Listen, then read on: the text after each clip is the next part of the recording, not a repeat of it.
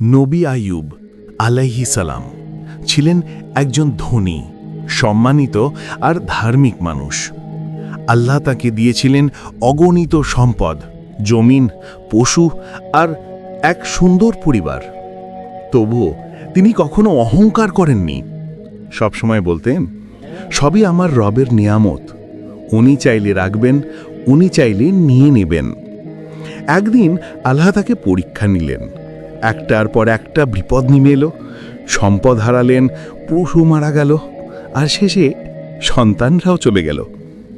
সবচেয়ে বড় পরীক্ষা এলো তার শরীরে ভয়ঙ্কর অসুখ, ঘা, ব্যথা, নিঃসঙ্গতা। তবুও তার মুখে একটি অভিযোগ ছিল না। সবাই ছেড়ে দিলে তাকে, শুধু তার স্ত্রী রহিমা তিনি পাশে রইলেন।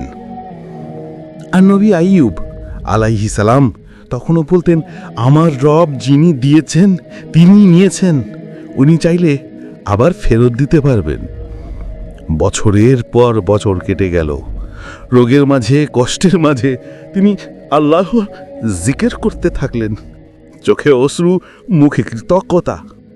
একদিন নরম কণ্ঠে বললেন, হে আমার রব, আমি কষ্টে আছি, আর আপনি তো সর্বদয়ওয়ালা। এই দোয়া পৌঁছালো আল্লাহর দরবারে। আল্লাহ বললেন, তুমি তোমার পা দিয়ে মাটিতে আঘাত করো। তিনি আঘাত করলেন, আর সেখান থেকে বের হলো ঠান্ডা এক ঝর্ণা।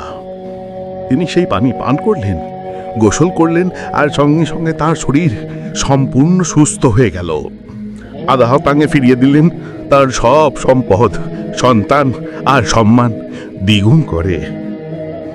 শিক্ষা: বিপদে অভিযোগ নয়, ধৈর্য আর দোয়াই মুমিনদের আসল শক্তি। আল্লাহ কখনো ধৈর্যশীল মানুষকে ভুললে যান না। কষ্ট যত বড়ই হোক, আশা হারিও না, কারণ তোমার রব সবসময় তোমার পাশে আছেন।